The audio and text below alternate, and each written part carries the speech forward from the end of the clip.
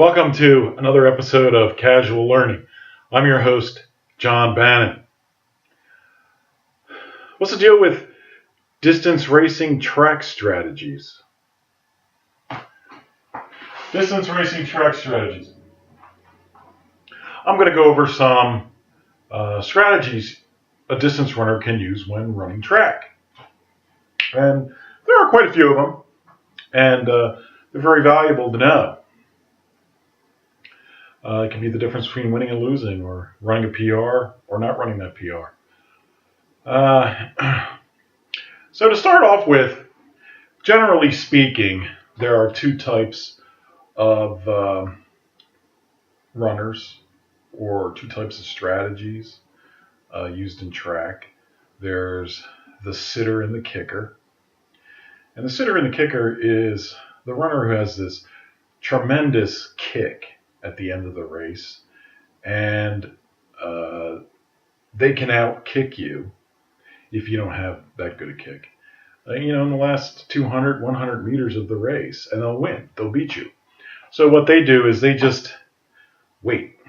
They wait for the last 100, 200 meters to start their kick to pass you. And the rest of the race, they're behind you. They're sitting, essentially, sitting on you, waiting. And they're behind you in the wings, and they're waiting to start their kick, wherever it is. Maybe it's a full 400 meters away, maybe it's 300, maybe it's 200, generally it's between 200 and 100 where they really start kicking. And then they come up, they pass you, boom, and they win the race. They get past the finish line before you.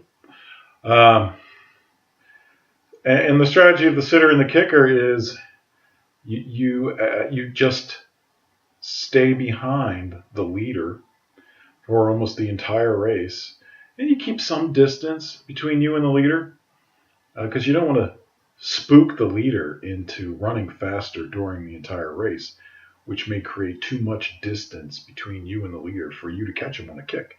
So you're just following him, but you're not spooking him to run farther or faster, because you're trying to conserve your energy for that final kick, where you're going to outkick him and beat him.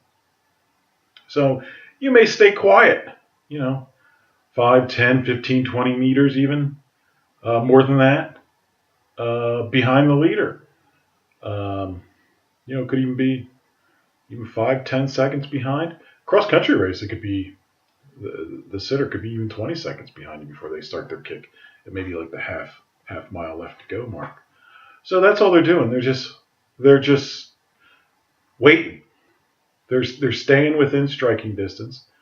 They're hoping you run slow because they conserve energy, and that'll give them an even better kick to beat you.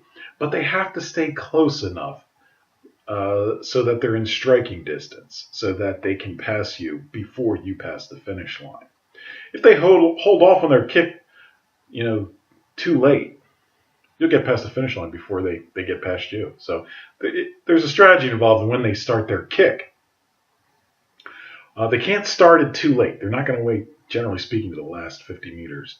Although that's possible if they stay close to you in the entire race. But when they're running that race, they got to figure out, well, how far ahead are you from them, and how long is it going to take me and my kick to pass you?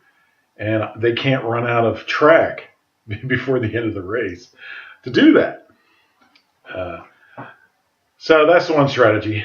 The other strategy is the lead the entire race strategy, where a runner who doesn't have a good kick, and there are a lot of runners, distance runners, who have no kick at all, no kick at the end of a race. That's not unusual. That type of runner has to use a different type of strategy, the lead the entire race strategy. And that strategy involves them taking the lead in that race and just creating as much distance between themselves and whoever's in second place as they can during the entire race. So there's every lap they want to create more distance between them and whoever's in second. And depending on the number of laps in the race, they increase that distance as the race goes on, to the point where the sitter and the kicker can't catch them. They're so far ahead that the sitter and kicker has no chance of catching them. Assuming there is a sitter and kicker behind them. It may not. There may not be somebody with a really good kick behind them in the race. Maybe it's another person without kick. So that's their strategy. They have to run fast the entire race and just focus on creating as much distance between them and the person whoever the runner is in second place through the entire race, so that the person who's in second doesn't have enough time to catch him and pass him before the end of the race. And in addition, as the runner who's using the lead the entire race strategy starts to increase that distance between them and whoever's in second during the race, the second place person, there comes a point where the second place person just gives up. The leader has broken their will. They've broken their will to chase them, to chase the leader anymore. And this person just sort of gives up and sort of maintains the same distance for the remainder of the race. So the runner who's using the lead the entire race strategy is also trying to break the will of whoever's in second behind them, so that person just gives up chasing them, or gives up accelerating, and just is happy with second, and will allow the distance between those two runners to stay basically the same for the rest of the race. So those are generally the two types of strategies. The sitter and the kicker and the lead the entire race strategies, you see these lots of times in the same race. You see runners who are sitters and kickers, and you see runners who are lead the entire race runners, and they go at it, and they're both trying to use the strategy on the other one. And it's not true that the sitter and kicker always wins. And it's not true that the person with the best kick always wins. I've seen some really great runners who use the lead the entire race strategy, and I've seen them win a lot because they outsmart the sitter and the kicker, or they're just so fast for so long.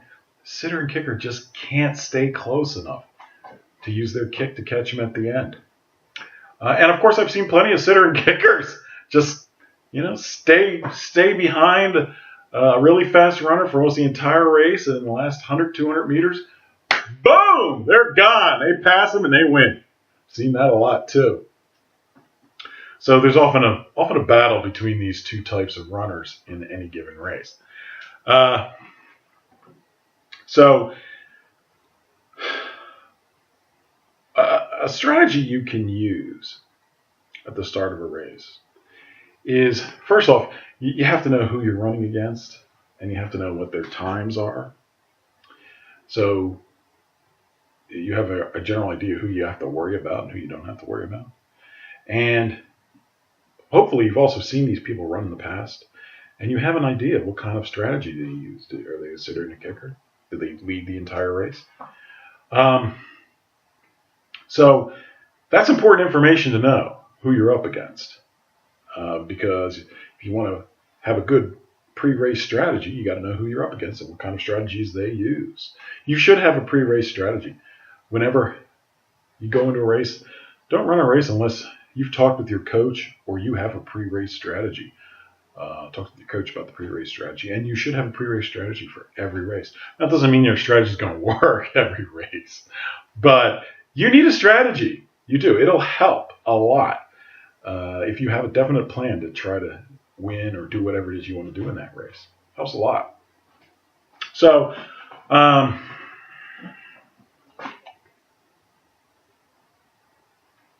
generally speaking, in an ideal world, the sitter and the kicker wants to stay in front of the runner who can lead the entire race.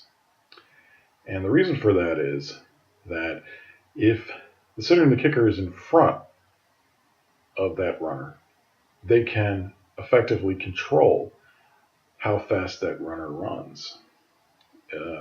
Essentially, the sitter and the kicker wants to get in front of the runner who leads the entire race. blocking them basically in lane one and slowing their pace down. So, as the sitter and kicker runs in lane one in the front and runs a slower pace, and they're doing this on purpose, the one who's behind them is forced to run a slower pace. And that's one way the sitter and the kicker can counteract the runner who leads the entire race, because the runner who leads the entire race wants to create as much distance between that runner and the sitter and the kicker as possible, and that runner wants to be in the lead. So if that runner is not in the lead, they're not going to be able to do that. So long as that runner who uses the lead the entire race strategy is behind the sitter and kicker in lane one or behind them in the race, their strategy isn't going to work. For their strategy to work, they got to be in the lead, and they got to be creating a lot of distance between them and the sitter and the kicker. So that's one way the sitter and kicker can counteract the runner who uses the lead the entire race strategy. The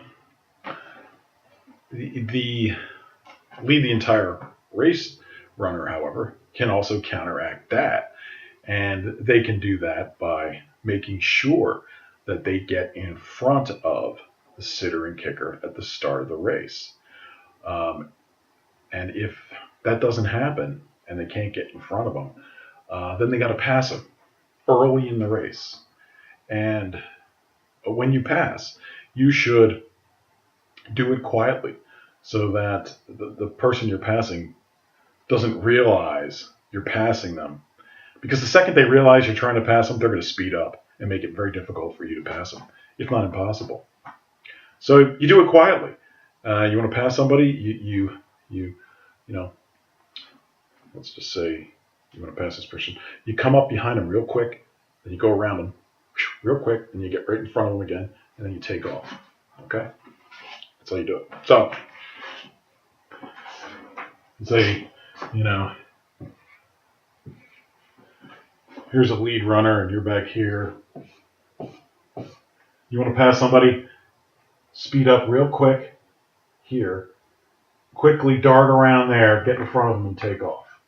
And do it very quickly, because the longer it takes you to pass, this runner is going to figure out that you're trying to pass them, and that's going to make them move faster. It's going to be more difficult for you to pass, and you're going to spend more energy trying to do it, and you may not even get to pass in. But stay out of lane two. Only go in lane two as little time as you can, or whenever you're passing. If you have to go out even further, lane 3, 4, 5, whatever, just try to stay in those outer lanes in as little time as possible, because the outer lanes mean you have to run further total, and that's just going to hurt your time overall. So, if at the start of the race you're a lead the entire race runner, and the sitter and the kicker takes off at the start of the race and gets in front of you, because that's what they want to do, because they want to slow you down. You got to pass them real quick. You have to pass them early in that race, because the longer they stay in front of you, slowing you down, the better chances they're going to win the race. Because you, again, have to get way ahead of them, so that they don't have time to kick you to the finish line, to kick their way past you at the finish line. So there may be, you can, as a runner who leads the entire race, there's another thing you can do to help counteract a sitter and a kicker. The sitter and kicker's trying to do this to you. They're trying to get in front of you and slow you down. But there's things you can do to counteract that.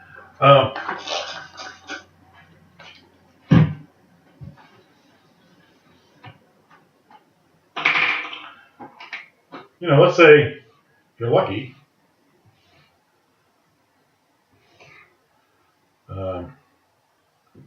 here's a sitter and kicker in lane 1. If you're lucky, maybe you got a couple of teammates. Here's you. You're up here. Maybe you got a couple of teammates also running into this race.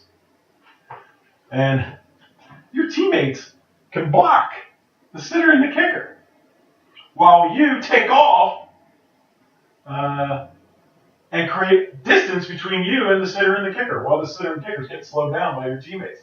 I call this the shake and bake. This is the old shake and bake.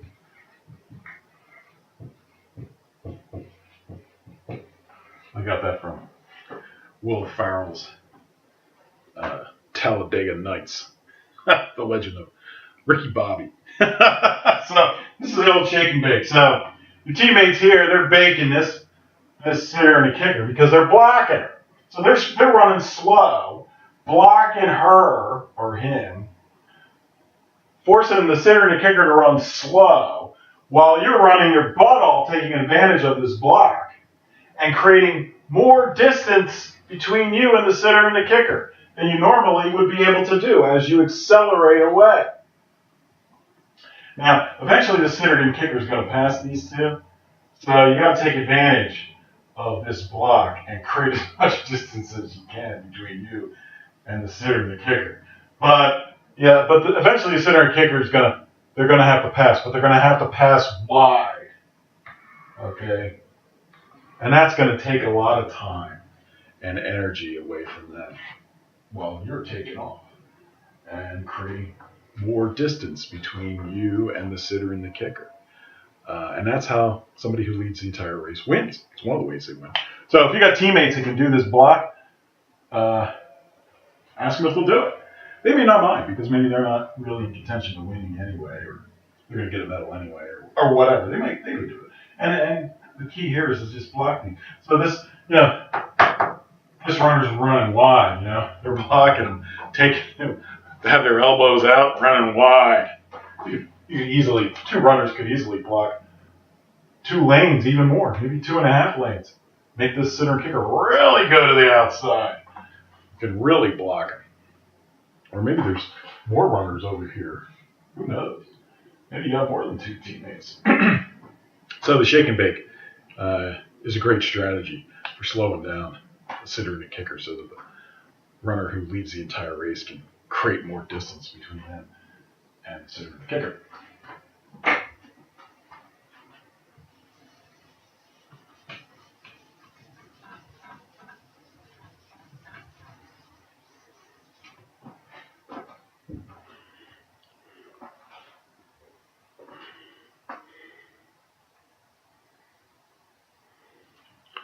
And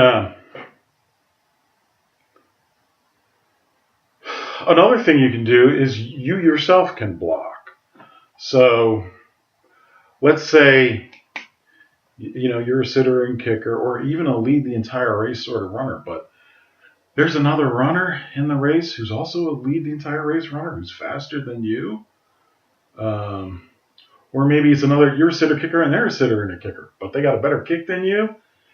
You may want to slow them down. So what you could do, just by blocking them, is at the very start of the race, get in front of them.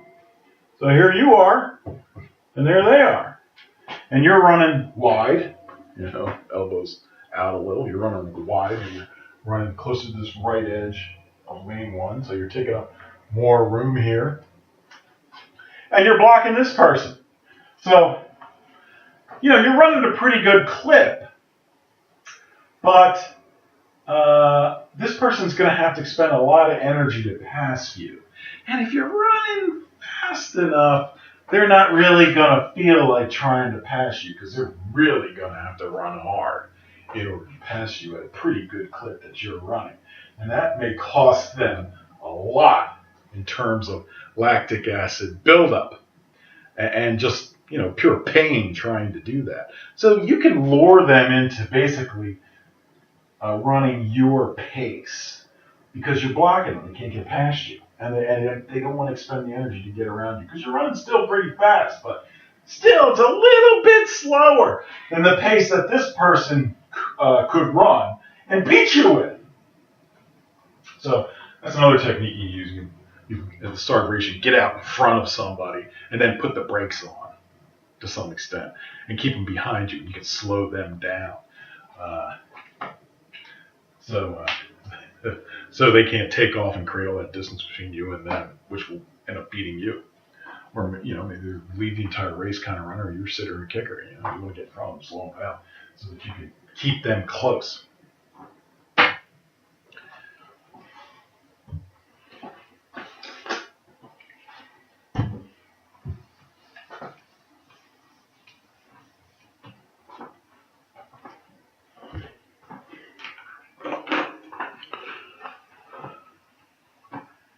Um,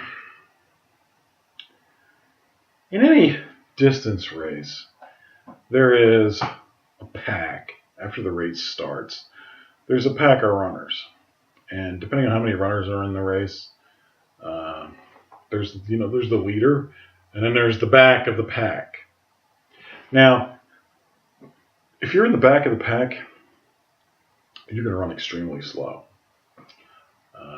It's because you got all these people in front of you, and they're blocking you from running faster. Maybe hogging up lane 1, 2, maybe even 3. And it's just a mental obstacle to try to get around an entire pack of runners. And that has the effect of slowing you down. So you don't want to be in the back of the pack. It's a terrible place to be in a race. All those people in front of you, you will run slower because of it. And not only that, the people up front, they have no obstacles in front of them, so they're just running as fast as they can. And you're getting slowed down by all those people in front of you. And so they're just going to, add to their lead in front of you. It's just going to be much, much harder to catch them because they're not getting blocked and you are. So stay out of the back of the pack. That never works, basically, being all the way back there. You just get slowed down.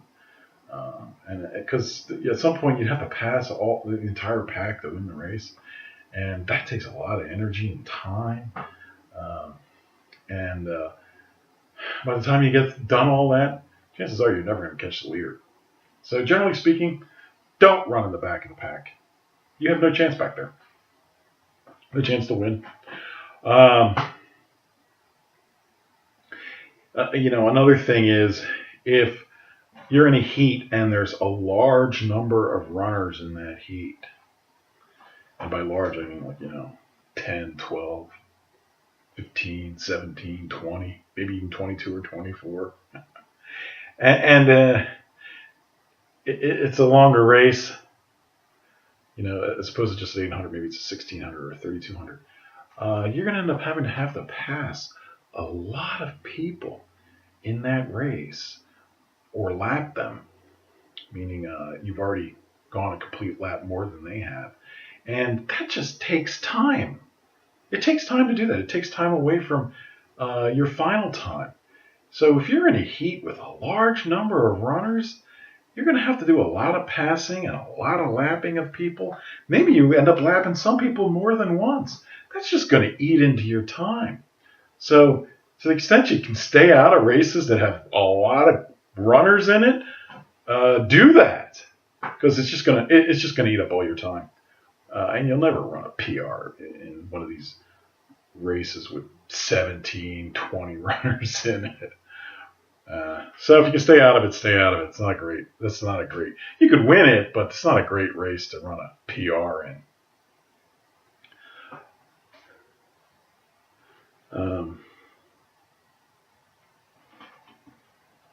Obviously, another strategy is spend as much time in lane 1 as possible, and more specifically, stay close to. This is lane 1. Stay close to the left-hand edge of lane 1, because the closer you are to the left-hand edge of lane 1, the less distance you're going to have to run an entire lap. Because as you go out each lap, you have to run more distance to just do one lap. So you want to run the least amount that you have to run, because that'll give you the fastest time. So this is where you generally want to run, here. And if you got to go outside or go to these outside lanes, try to stay in there for as little time as possible. Pass whoever it is you're trying to pass, and pass them quickly and silently and quietly so they don't catch on that you're trying to do that. So you don't have to spend a lot of time out here, because this is extra distance you have to run every lap. And that's a lot of time you're going to lose on your ultimate race time.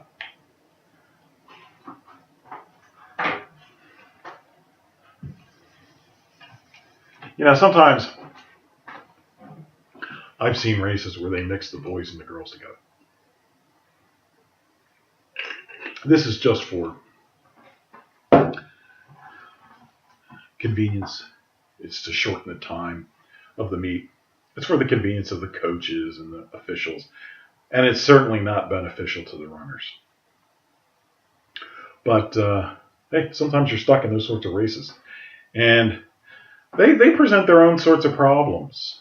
If you're a girl runner, boy runners are faster, generally speaking. But they're also very prideful. They don't like girls passing them in a race.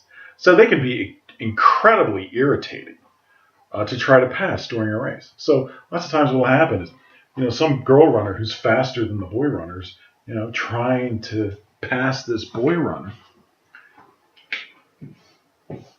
Okay, so boy's up here, girl runner's here. She's trying to pass him because he's not running fast enough. But he catches her out of the corner of his eye, says, "Oh, I'm not going to get passed by a girl." And then he starts taking up. So that girl runner is now stuck side by side with him and then can't pass him. But then what happens is he slows down. He just doesn't want to get passed. He doesn't want to run fast. He just doesn't want to get passed. So that sort of, prideful boy runner can be a real nightmare for a girl runner. Because these guys are really just worried about not getting passed by girls. They're not worried about running the pace that the girl wants in order to do well. So, on the whole, it is not a good idea for girl runners to run with boy runners in the same race. And vice versa. Because the boy runners are, generally speaking, faster than the girl runners. And if you're a boy runner and you're in one of these mixed gender races, you're going to have to pass a lot of girls because they're just not as fast as you, which means you're going to spend a lot of time passing people, and that's going to cost you time. And your time's going to be slower because there's a bunch of girls in the race. Also, boys are bigger and bulkier, and they can take up more room when they run wide. So, when they're up here, they're taking up more room than, let's say, a girl runner might take up. And they're harder to pass. And, what if there's like a couple boys here? They're taking up a lot of that track. It's very difficult for the girl to get around all those boys. Especially you have a pack of boys, and then they see the girl trying to get around them, and then they all start to take off because they don't want to be beat by this girl. So the girl can't pass them. But then these suckers slow down because they really don't want to run that fast. And then this girl gets basically jammed between these boy runners, or behind those boy runners. So stay out of mixed gender races. They don't help. They don't help the boy runners.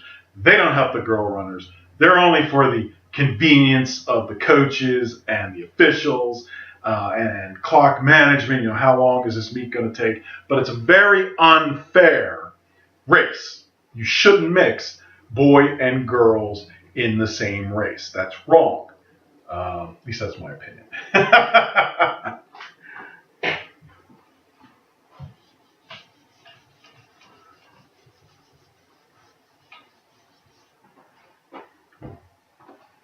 So, don't expect PRs in a mixed gender race. You're going to spend too much time getting blocked by boys if you're a girl runner, and if you're a boy, you're going to spend too much time passing girl runners. It's not a good race. You're not going to PR. It's not like, oh, you get to chase the boys because they're so fast. It doesn't work that way because the boys just won't let you pass. You can chase them, but they won't let you pass, and they won't run fast enough for you to run faster as a girl runner. So stay out of those mixed gender races if you can. They're no good for the runners.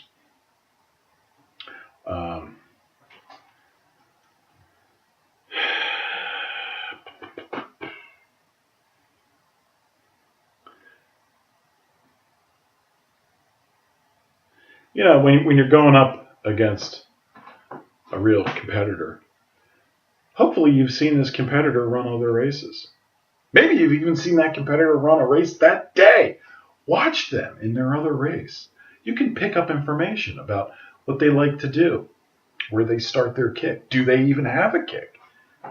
Do they get out front at the beginning of the race? Is that important to them?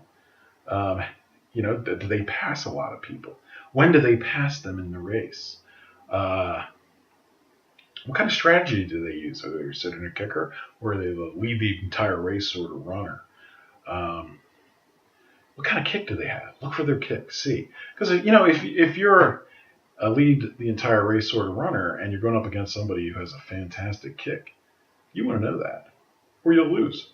And if you can see that person run another race, maybe the same day, a prior race, watch them, see what kind of kick they have, see what you're up against. Or maybe in another meet somewhere in the past, you've seen them run, so you know what their habits are. That can be very valuable information. That can allow you to create a pre-race strategy to beat them, using their old patterns and habits against them. So always take the opportunity to watch your competitors in other races, even if the races are much shorter and they don't seem relevant to your distance race. Trust me, they are. You can pick up your competitors' habits and different physical abilities they have. Very helpful information.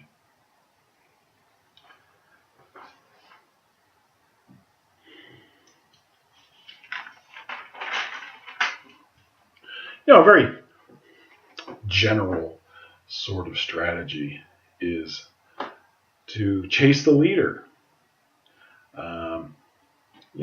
Let's say the leader's really faster than you are, but you can chase them during that race. Use them as your motivation to run faster, to run a PR. You're probably not going to beat them, but you can still chase them, and that can be very helpful. Stay directly behind them in lane 1, 10 meters, 20 meters behind them, and try to keep that distance the same, and just chase them the entire race. Chasing is a great strategy in general for running faster and running PRs, even if you're not going to beat the person ultimately. Now, to an extent, if you're chasing somebody like that, let's say they're the leader and you're in second, and you figure you're not going to win this race anyway, but you can use this leader to your advantage to get you to run faster. So what you do is you push them, and they will pull you to a faster time. So you chase them and you push them. You push them. Let's say you get close or you get closer, and then they get panicked and they start running faster. And then because they're running faster, now you're chasing them faster. So you can push that leader, spook them, forcing them to run faster, and that running faster will psychologically make you run faster in chasing them, and they'll pull you. So you can use the push and pull.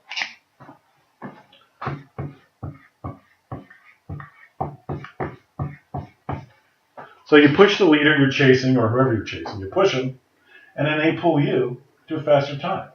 It's a mutually beneficial relationship. And it's not necessarily one that you're trying to win a race on. You're just trying to get a PR. Right? Push and pull. It's a great general strategy for running PRs. And, let's just say that leader backs off, and it's no longer the leader, and somebody else takes the lead.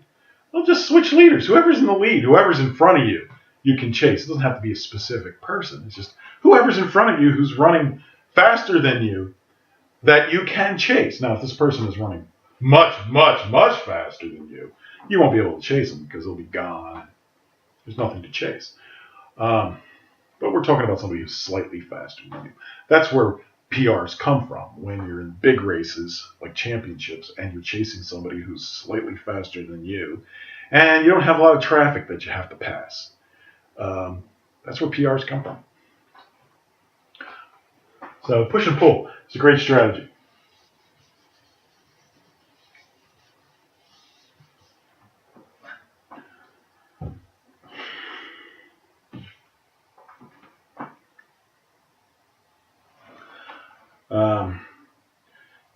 Chasing anybody in a race is always a good strategy.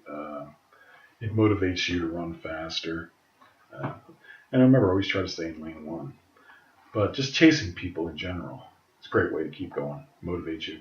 And look, let's say you're in a race and you're not in first. Let's say, here's a 400-meter track. And you're over here, and the leader's over here. All right. Generally, chasing works best when the person's close to you, near you, in front of you, but fairly close.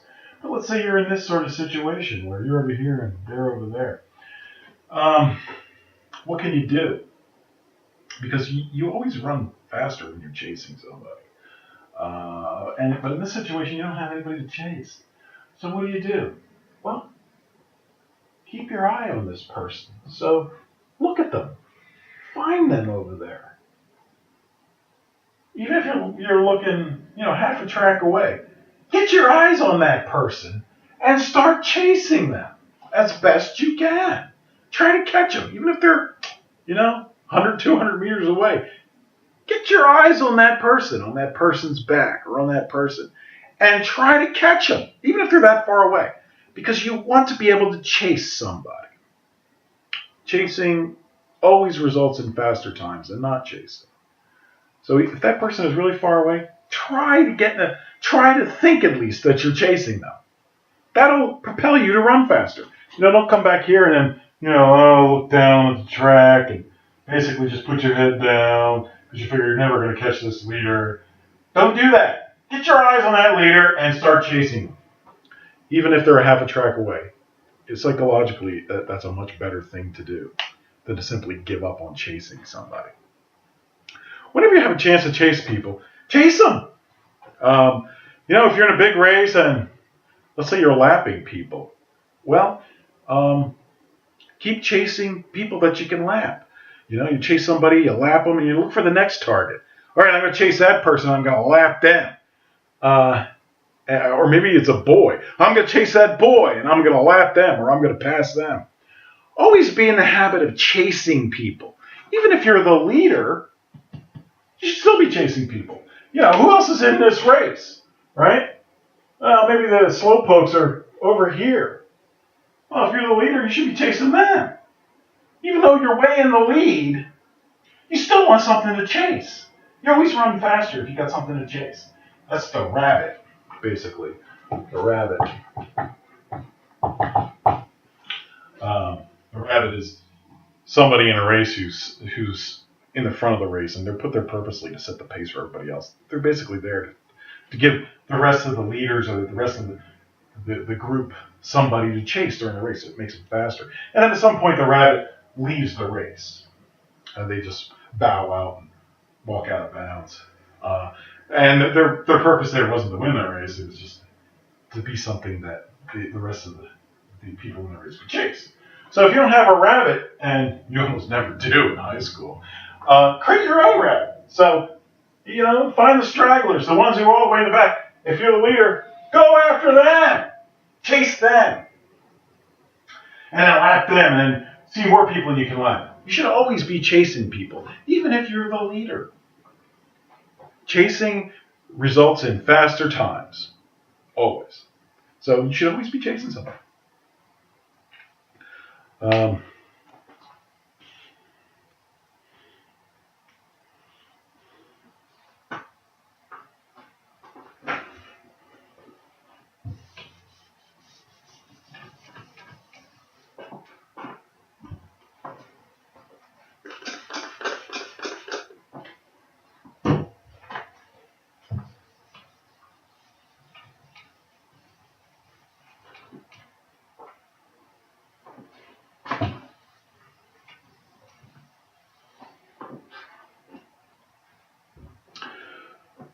couple other,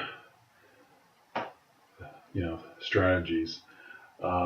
In a race, you should avoid getting boxed in. And boxed in means this. You get in a position,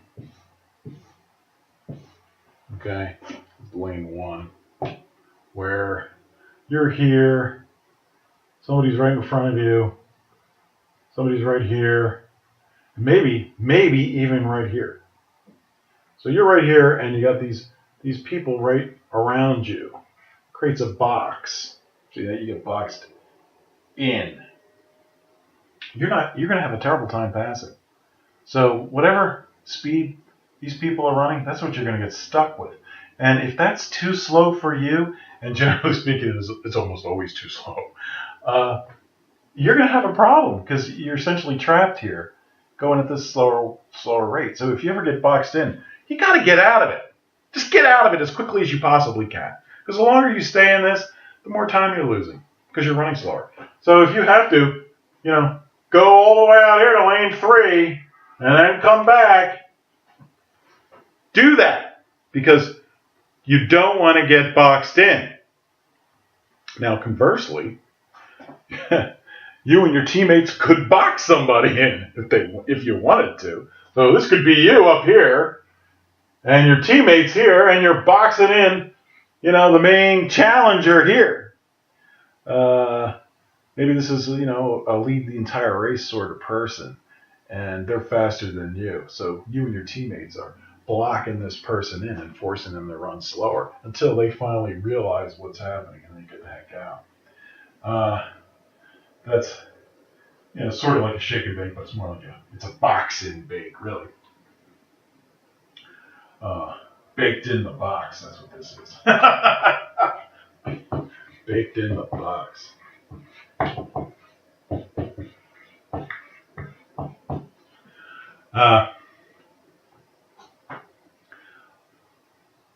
This person may try to pass on the inside and get past you. Chances are you're going to be hugging that left edge of lane 1. They won't be able to get inside. But some people try to pass inside, and it works sometimes, but most of the time it doesn't work at all. It's really just a waste of time. If you're trying to get out of being boxed in, don't go to the inside. Don't try to pass to the inside. It almost never works. You're wasting your time. Then once you figure out it's not going to work, then you're going to have to back out and go around anyway. And so you're just wasting time. You're just adding more. You're taking away more time from your total. So don't try to pass on the inside. Just don't do that. Doesn't work, generally speaking. Worst case, you end up tripping each other and you both fall out of bounds and you get disqualified, or one of you falls. You don't want that. So don't pass on the inside. It's a bad habit.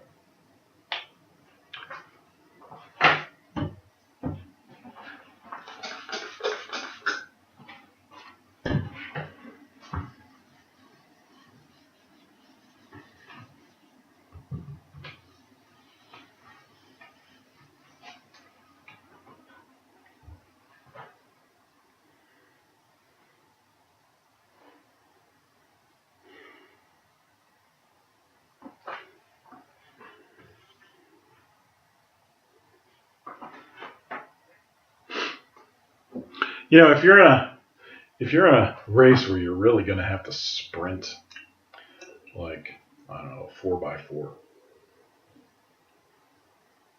maybe even an 800, you should stretch your hamstring before the race, especially if it's early in the season and you haven't done a lot of fast running, or if you intend this to be your fastest run, or if this is going to end up being your fastest run of the season, you better stretch those hamstrings. Because when you're running really, really fast and you haven't run that fast before, or maybe it's cold out, you're in risk of pulling your hamstring. And a pulled hamstring can put you out for the season. So it doesn't take that much to stretch your hamstrings. So stretch them. Stretch your hamstrings. I know sprinters usually stretch their hamstrings. Distance runners don't. But there are circumstances where you better do it, or you'll be sorry. You'll pull that hamstring, and your whole season's over. Sometimes if you're going in a race against a top competitor, if you can get a time in some other race that appears on, let's say, milesplit.com or whatever your league is using to tell everybody what everybody else's times are. If you get a time that's close enough to that top competitor's PR, you might scare them out of the race. Because lots of times, these top competitors, they don't like losing. They only like winning, and by large margins.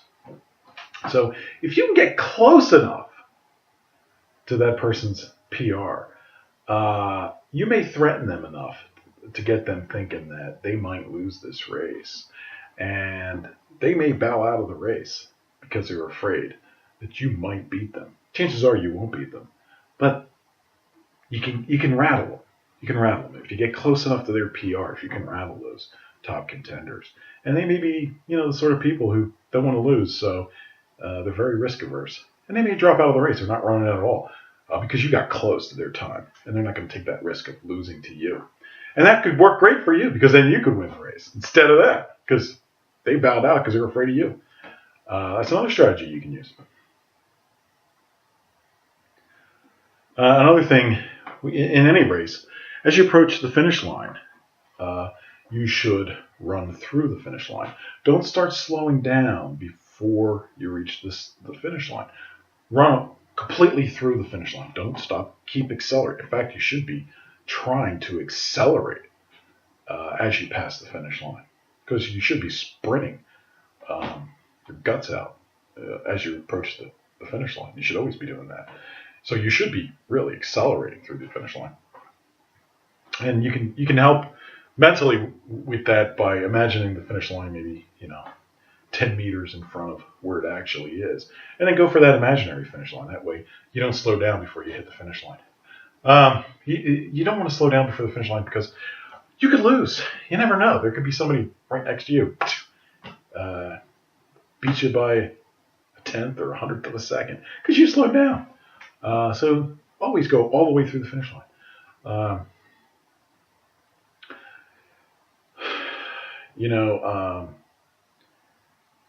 The finish line in some races where it's tight, even if it's a distance race, you may want to do a head bob as you pass the finish line.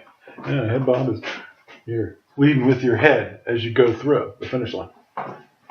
You see sprinters do that all the time, but there's no rule that says distance runners can't do a head bob at the finish line. You can, and you probably should if it looks like it could be a close race, maybe in like an 800. You should do a head bob. You never know. It may be what makes you win. So it's worth doing. It doesn't cost you anything, any effort. Might as well do it.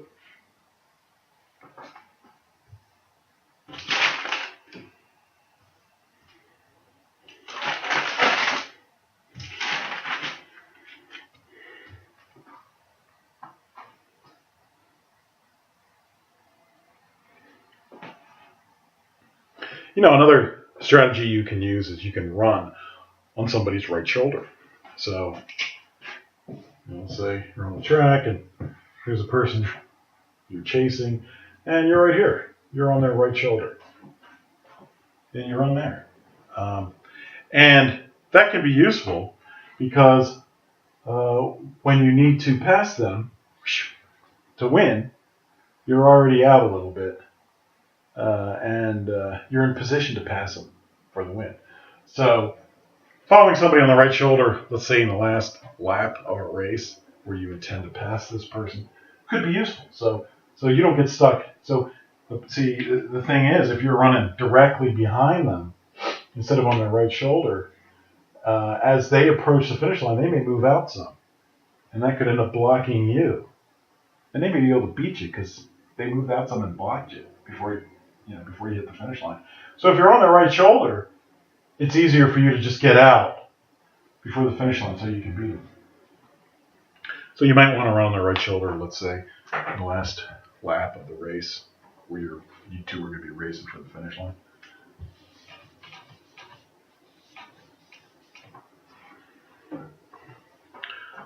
Another psychological way of chasing somebody is to stay in their back pocket. Stay in their back pocket. So you're running right behind them, right directly behind them, and if you reached out, you could put your hand in their back pocket. You're that close, and you stay that close, and staying in somebody's back pocket can really motivate you to stick to them, even when they may make a move and try to lose you. But you're in your back pocket, so you're not going to let that happen. And you're going to stick to them like glue, stick in their back pocket. You can say to yourself, I'm gonna stay in this person's back pocket.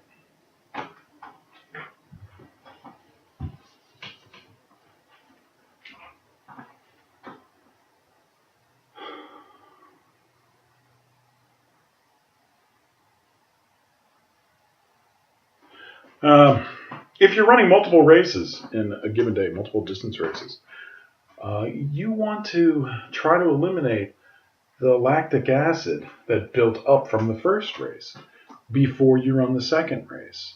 And lactic acid gets removed from the bloodstream through the liver. So you want to keep the blood moving and you want to keep a higher volume of blood going through that liver, recycling that lactic acid and removing it from your bloodstream so you don't have to have that already somewhat elevated lactic acid level when you start your second race. Because if you have an elevated lactic acid level when you start the second race, it's going to be easier for you to have an overload of lactic acid, which will make you hit the wall and you're on a bad time. So between races, you want to try and flush that lactic acid out. So you keep moving. What you should do is you should do a very, very light lactic acid flush jog between races. And I know the last thing you want to do between after a hard race is go for a jog.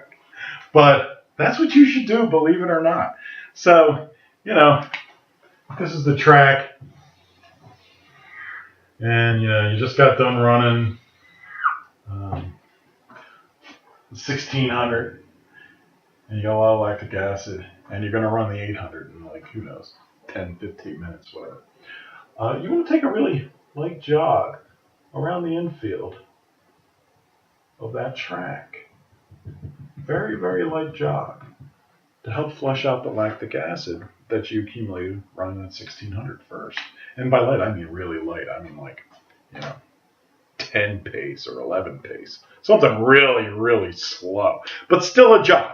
You're not fast. You're not speed walking. You're not walking, but it's a very slow jog. And that'll help keep the blood pumping and help with that elimination of lactic acid through the liver. And then after you're done your jog, don't lie down or sit down because that's just going to slow your heart rate and it's going to slow how much blood is getting pumped through your liver. And that'll slow down the reduction of lactic acid from your bloodstream. So keep standing. Move around, walk around, keep standing. Don't sit down. You're trying to get that lactic acid out for your next race.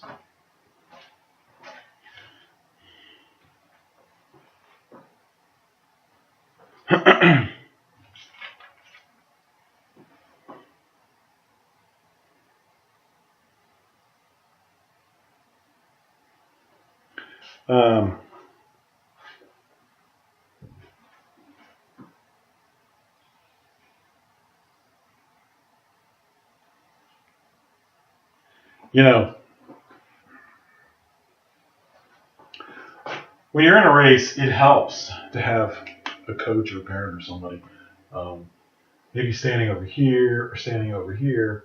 Let's say this is the start-finish line, calling out your split times to you as you run by, or telling you, how to change your race strategy because things aren't working out the way you thought they were, or telling you other things like pass that person, or watch out, you have somebody behind you who's a sitter and a kicker and they're looking to beat you. Somebody there who can give you that information as you're running. That's a great assistance to the runner. And they can usually position themselves somewhere around here so that they have a line of sight of the finish line so that they have time to hit their watch to see what your split time is, look at it, and then look up and see you coming by and they can call it out to you. Because it takes some time to be able to take a split time, look at it, figure out what it is, and then tell the person. You don't want that person to be already past you before you have a chance to tell them the time. So you stand around here somewhere. And this person can also be giving you information. One of the things with, a coach or a parent telling a runner what to do as they're running during the race, hopefully they're right about what they're telling them to do.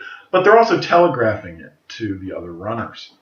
So it could have an intended or unintended consequence. So let's say, you're running here and this person's in front of you and your coach is here and your coach wants you to pass this person because this person's slowing you down. or whatever. And this coach says, pass that runner. Okay. Well, you'll hear him or her, but so will the person you're trying to pass. They'll realize that now you're going to try and pass them. So what are they going to do? They're going to speed up. They're going to try to prevent you from passing them, right? Now, if you're the coach, you don't want that. You don't want this person knowing that you're intending to pass that person. Because then this person's going to run faster. It's going to make it much more difficult for you to pass them. You want the pass to be silent and quick. You don't want this runner knowing that you're about to pass them. So when you yell out, hey, pass that runner right in front of you, so the runner's going to catch on and they're going to start running faster. And that doesn't help the situation for you as the runner. Now maybe it's possible that maybe you're not running as fast, and the coach wants you to run faster. So he yells out, pass that runner, because he knows this runner's going to hear it, and that's going to make that runner run faster. And because you're chasing that person, you're going to run faster because of it. Maybe the coach doesn't have any problem with you chasing this person, but they want this person to run faster. So they let this person know that you're telling your runner to pass them, because you know the effect will be that this runner will run faster. And that helps your runner eventually. So, there may be situations where as a coach, you want to say that out loud, pass this person. But generally speaking, you don't want this lead runner knowing that you want your runner to pass them. So you can use codes. So instead of yelling out, hey, pass that person, as a coach, you can yell out a code word, any code word you want, like orange. This runner has no idea what orange means, but your runner knows because you told him what the code word was. That means pass. So that way your runner knows to pass this person, but this runner doesn't know that that's the signal you're giving. So they don't realize they're about to get passed because they don't know what orange means. But your runner does, so they silently pass them and you've given them the information. So you can use code words. Another situation is, let's say this is you, and then there's a sitter and a kicker right here. And this is where a sitter and kicker wants to be, because they want to stay close to you the whole race until the very end and not kick you and beat you. I call these people stalkers, all right?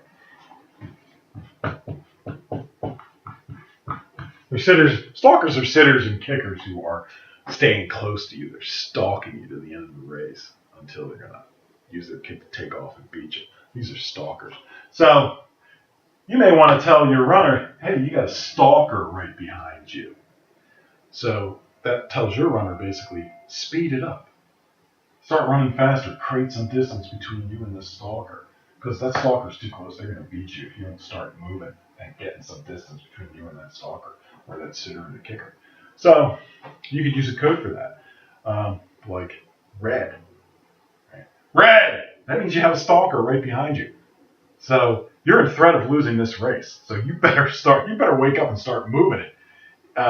Assuming you're a lead the entire race sort of runner, so that this stalker doesn't get you.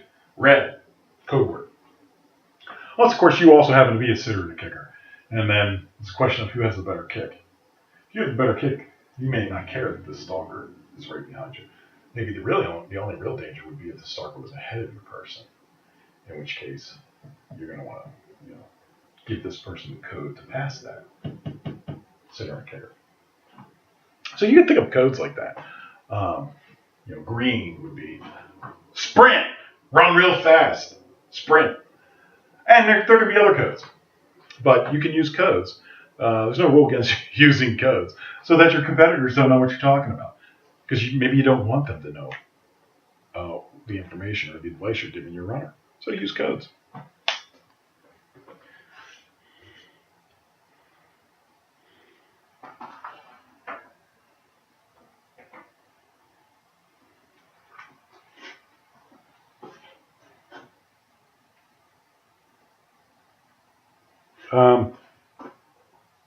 Generally speaking, if you want to win a race, you have to be in the fastest heat. because that's where the fastest runners are. The people who are likely to win the race are going to be in the fastest heat. And you want them in your heat so that you know exactly how fast you have to run to beat them. If you're in a slower heat, you don't know how fast the fastest runner in that heat's going to run. You may not have run fast enough in the slower heat to beat whatever the time there is. Plus, if you're in a slower heat, there's less fast people to chase. So generally, you're going to run a slower time anyway. So if you want to win a race or medal, you want to be in the fastest heat. Definitely. In fact, not being the fastest heat will probably is basically the kiss of death in terms of winning a race or even medaling. And that reminds me of another thing, medaling, right? How many medals are there going to be handed out at the end of this race? 3, 6. You want to know how many medals, because if you want a medal, you got to know what position you got to finish in to get a medal. But lots of times, you could be in a race. Let's say it's 6 medals. They're giving out 6 medals. Top 6 people get medals. And it's the final lap, and you got 1, 2, 3, 4, 5, 6, and then you're over here. You're number 7. All right. Number 6 usually knows that they have to stay as number 6 if they want a medal. So they may be quite comfortable staying there in this position because all they're really after is a medal. So they're not really going to be that motivated to pass the other people in front of them. But they want to keep that 6th spot. So don't get lured into a false sense of security while you're running, because maybe this person is not running nearly as fast as you think maybe they should. And that's because they know they're in the 6th medal position. And they're just holding off and luring you into holding off because they remembered that they're in 6th place and they're going to get a medal. Maybe you forgot. Or maybe you don't know that you're not in medal position. And so you're just going along, la-di-da-di-da, and this person knows that's where they want to keep you because they know they're going to medal. So they're just keeping it slow because they just want that medal. And they're preserving their energy. So when they get around here, they have a big kick left to make sure they get past the finish line before you, and they get that 6th place medal. So what I found is, however many medals that they're giving out, the runners know. The runners know. And they fight like cats and dogs to keep that medal. And they'll lure you into a false sense of security if you're not paying attention to where you were placed in that race and whether you're going to get a medal or not. And if you start to try to pass this person, then this person's going to suddenly take off. You'll see, because they want to keep that medal. But if they can lure you into staying slow while the race proceeds, because you're back here 6, 7, 8, and they'll do that so that they can outkick you at the end and grab that medal. So be aware of this. So always be aware of what position you are in the race if you want a medal. Maybe you're a sitter and kicker and you're staying at 7 because you have a great kick. And you're just hanging back on number 6 who thinks that they're going to get the medal because you're just hanging back and they think, you're tired, you're not going to be able to beat them. But you're here thinking, I'm going to pass this person the last 100 meters or 50 meters because I have a great kick. They don't realize that. So maybe you do that. You wait till you get to here, and then you pass them for that medal because you got the better kick and you know it. Maybe you're even 8th. You're just hanging back, waiting on 6 because you want that medal, and then you outkick them, bam, and you get the medal that way because you got a great kick. So always remember how many medals are being given out and what place you're in during the race and whether you're going to get that medal or not. And maybe you can use these strategies to get yourself a medal. This one's going to try to lure you into being slower, or maybe you're going to lure this one into being slower because you're sitting in here, you got a great kick, you beat him at the end and take that medal away from him. Sitter kickers, they want to win races, but they also want to win medals too. So if they can't win the race, they're going for the medal. And you got to be aware of that. Same thing with the others who lead the entire race. They're going for the medal too. If they can't win it, they're going for the medal. Or maybe a PR, but everybody likes a medal. So in high school, they give out a lot of medals.